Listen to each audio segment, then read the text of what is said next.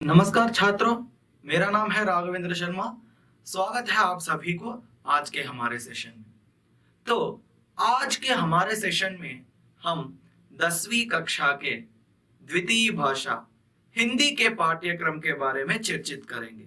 ఈ రోజు మనం మన సెషన్ లో 10th క్లాస్ సెకండ్ లాంగ్వేజ్ అయిన హిందీ सिलेबस ని डिस्कस చేసుకుందాం।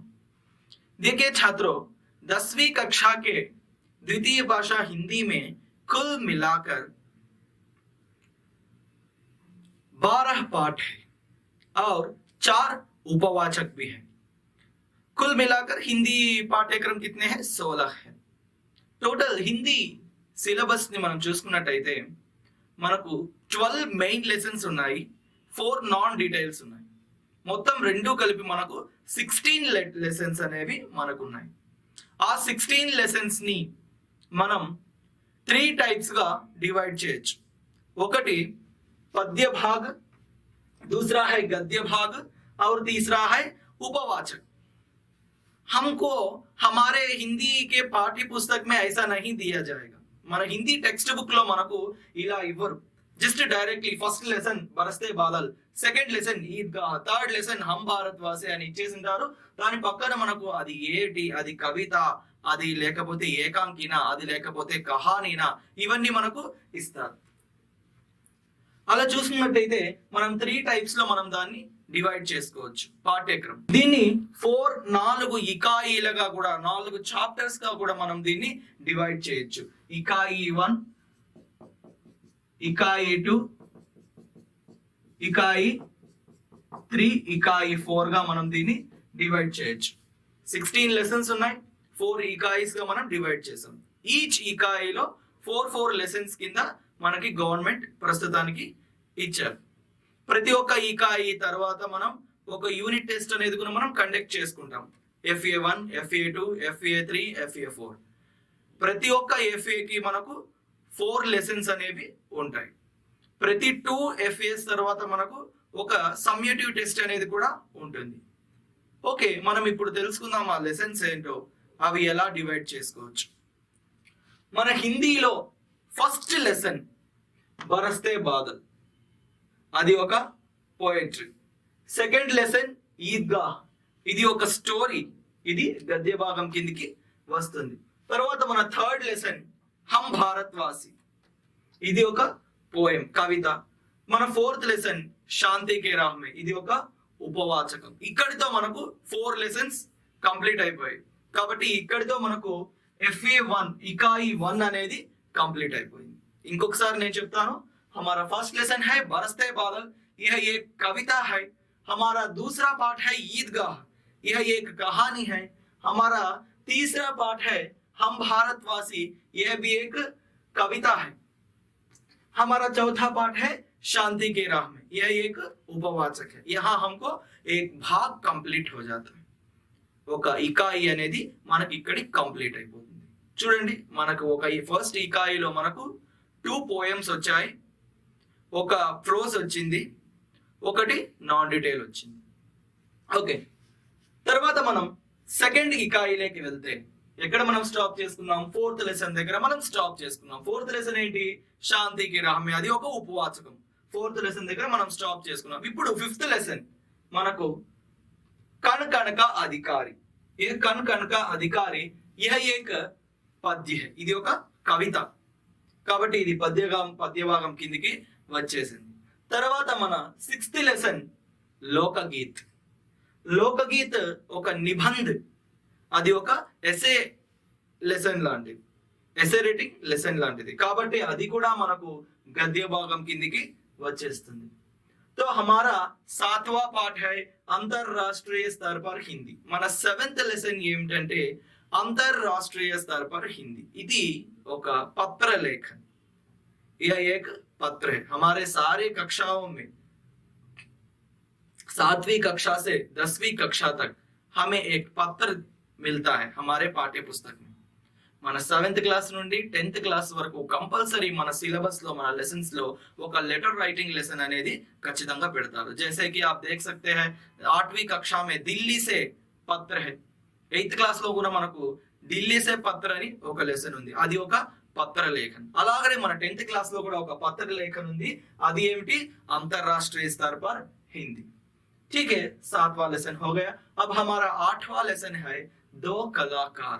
यह एक उपवाचक है, ఇది ఒక ఉపవాచకం. చూడండి 4 లెసన్స్ తో ఇక్కడ ఇకాయి 1 ఎండ్ అయిపోయింది.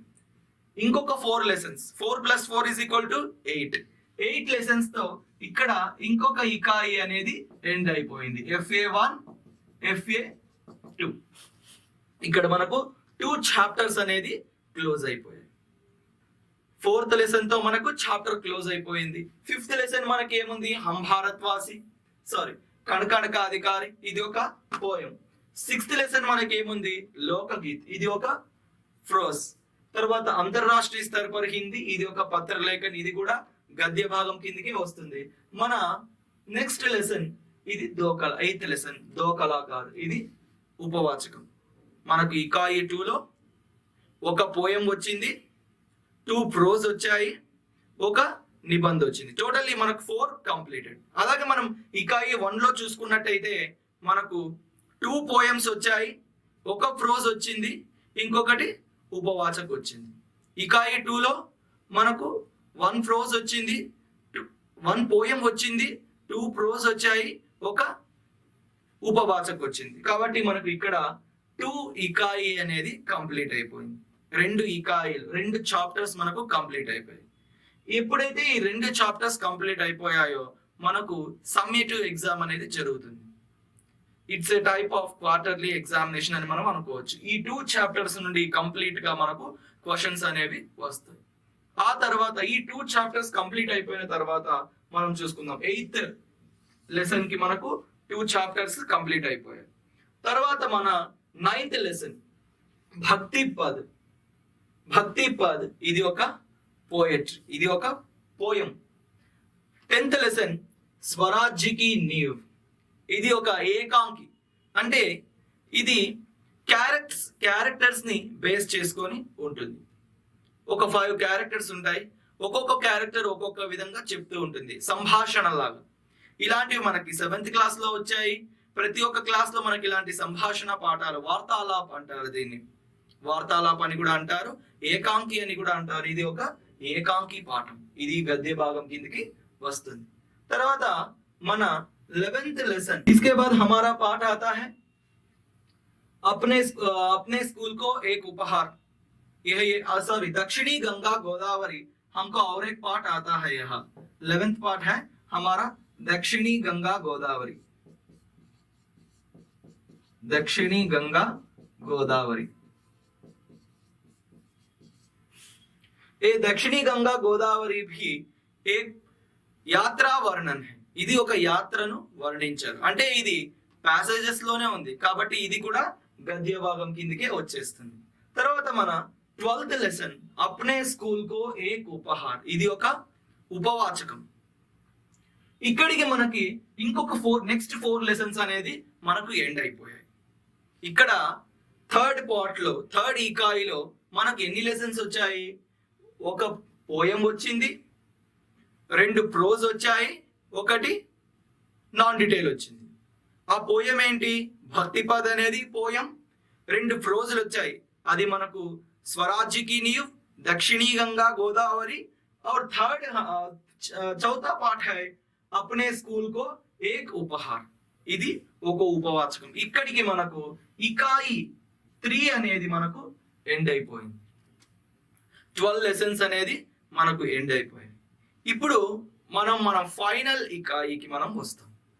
అదేంటంటే ఫస్ట్ పోయం नीति 2 है और हमारा 14वां पाठ है जल ही जीवन है. यह एक कहानी है, ఇది ఒక స్టోరీ, ఇది ఒక ఫ్యూచర్ బేస్డ్ స్టోరీ కాబట్టి ఇది గద్య భాగం కిందకి వస్తుంది.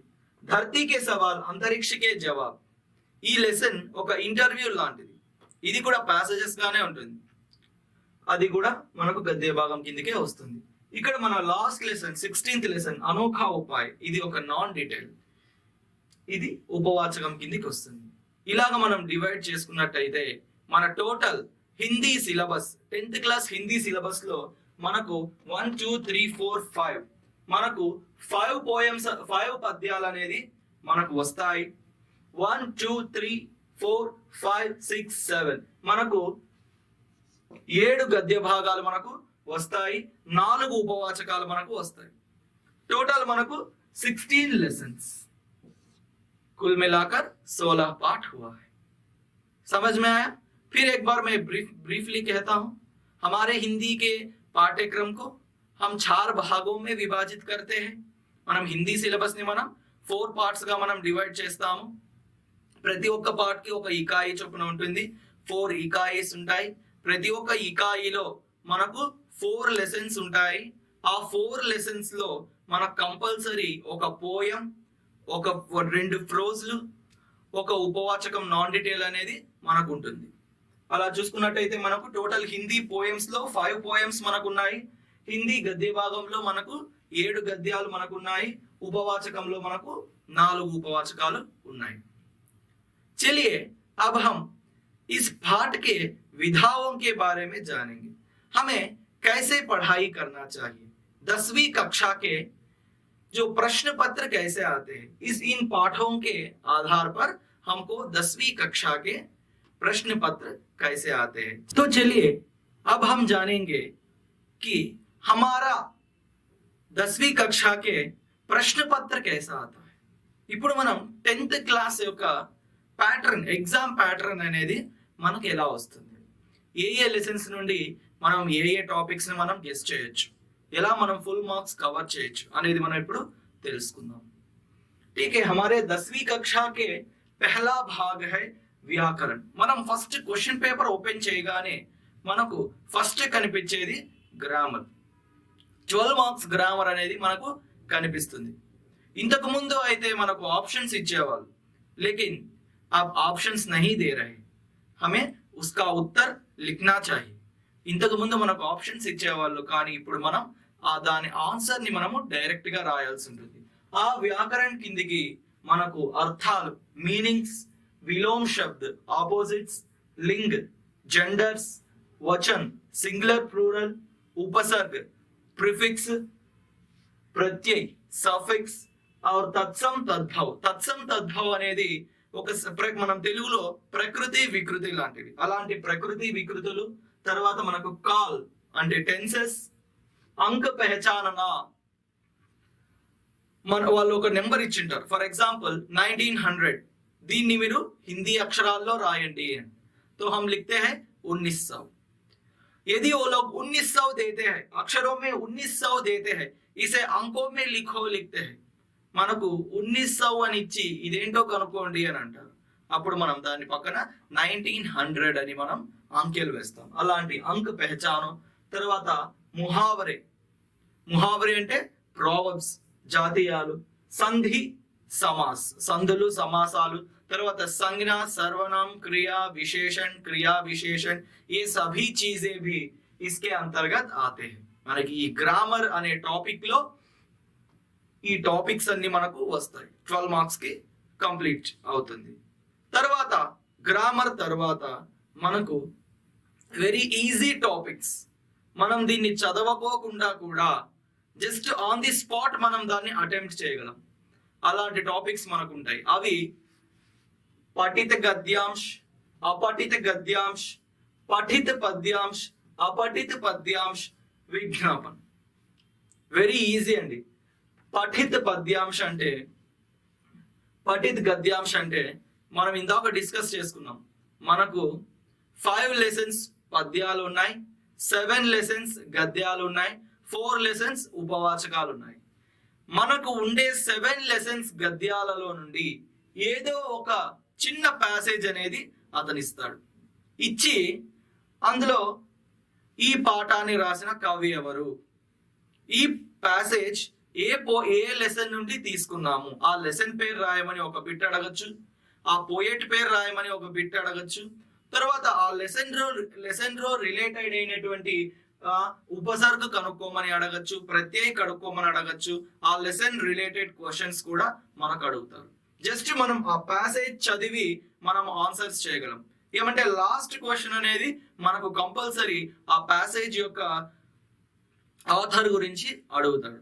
ఆ ప్యాసేజ్ ఎవరు రాశారు, కవి, అది పద్య భాగం అయితే అది రాసిన కవి, అది గద్య భాగం అయితే అది రాసినటువంటి ఆథర్, లేదా ఆ లెసన్ ఏది అని కూడా మనకు అడుగుతారు. కంపల్సరీ మనకు ఇచ్చిన 7 లెసన్స్ లో నుండి 5 క్వశ్చన్స్ అనేది వస్తాయి. 7 లెసన్స్ లో నుండి ఒక ప్రోజ్ ఇస్తాడు, ఆ ప్రోజ్ లో మనకు 5 క్వశ్చన్స్ ఉంటాయి. నో ఆప్షన్స్, మనకు ఏ విధమైన ఆప్షన్స్ ఇవ్వడు, క్వశ్చన్ ఇస్తాడు డైరెక్ట్ గా వాడు. బరస్తే ఇస్ పార్ట్ కే కవి కౌన్ హై అంతే, దాని కింద ఏం ఆప్షన్స్ ఉండవు, మనమే దానికి కరెక్ట్ ఆన్సర్ రాయాలి. సెకండ్, అపఠిత్ గద్యాంశ్. పఠిత్ అంటే సీన్ ప్యాసేజ్, అపఠిత్ అంటే అన్సీన్ ప్యాసేజ్. ఇక్కడ మన ప్యాసేజ్ మన బుక్స్ లో ఉండవు, అక్కడ తను ఒక సొంతంగా ఒక ప్యాసేజ్ ఇస్తాడు, అది ఏదైనా అవ్వచ్చు, అది మన టెక్స్ట్ బుక్స్ లో ఉండదు. ఏదో ఒక ప్యాసేజ్ ఇస్తాడు, ఆ ప్యాసేజెస్ కింద క్వశ్చన్స్ ఇస్తాడు, అయితే మనం ఆ ప్యాసేజ్ చదువుతూ ఆ క్వశ్చన్స్ ని ఆన్సర్ చేయాలి. ఇందులో ఆప్షన్స్ కూడా ఇవ్వబడతాయి. తర్వాత నెక్స్ట్ పఠిత్ పద్యాంశ్.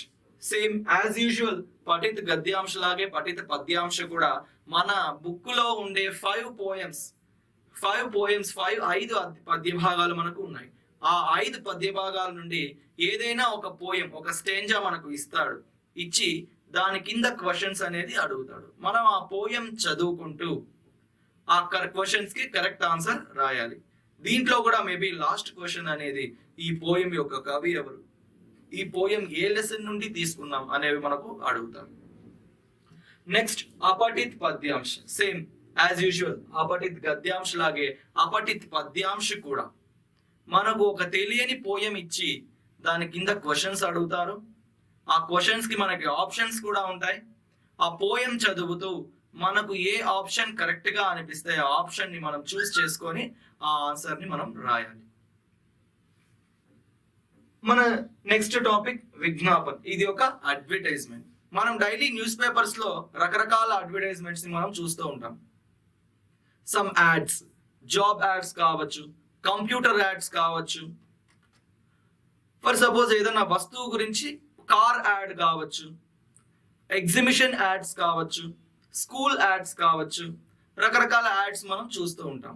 అలా జస్ట్ ఒక యాడ్ ఇస్తాను, దాంట్లో మనకు రిటర్న్ గా ఉండదు, జస్ట్ పిక్చర్స్ ఉంటాయి, దాని టైమింగ్స్, దాని డేట్స్, దాని ఫోన్ నెంబర్స్, ఫర్ సపోజ్ అది సేల్స్ కి సంబంధించిన అయితే దాని డిస్కౌంట్స్ ఎంత ఉంటాయో అవన్నీ మనకు ఆ యాడ్ లో ఇస్తారు. ఇచ్చి దాని కింద మనకు క్వశ్చన్స్ అడుగుతారు.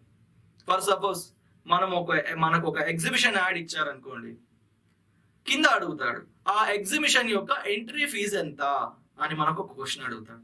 మనం విజ్ఞాపనలో చూస్తాం entry fees, for suppose 100 rupees entry fees. కింద ఆప్షన్స్ ఇస్తాడు, 100 రూపాయ, 200 రూపాయ, 150 రూపాయ, 300 రూపాయ అని మనకు ఆప్షన్స్ ఇస్తాడు. మనం కరెక్ట్ గా విజ్ఞాపన్ అడ్వర్టైజ్మెంట్ లో ఏముందో చూసి 100 రూపీస్ తో 100 రూపాయ అనే దాని మీద మనం ఆప్షన్ చూస్ చేసుకొని మనం ఆన్సర్ చేయాలి. నెక్స్ట్ క్వశ్చన్ అడగచ్చు, ఏ ఎగ్జిబిషన్ కే టైమింగ్స్, ఎగ్జిబిషన్ యొక్క టైమింగ్స్ గురించి అడగచ్చు.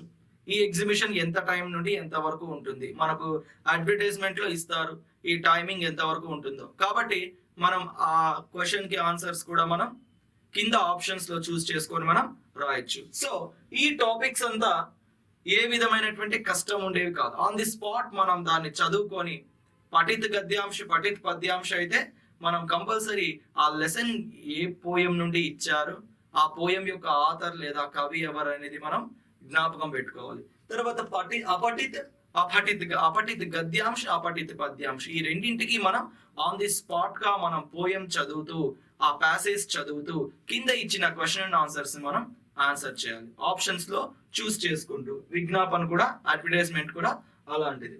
తర్వాత మనకు 2 క్వశ్చన్స్ అనేవి వాళ్ళు ఇస్తారు, షార్ట్ ఆన్సర్స్.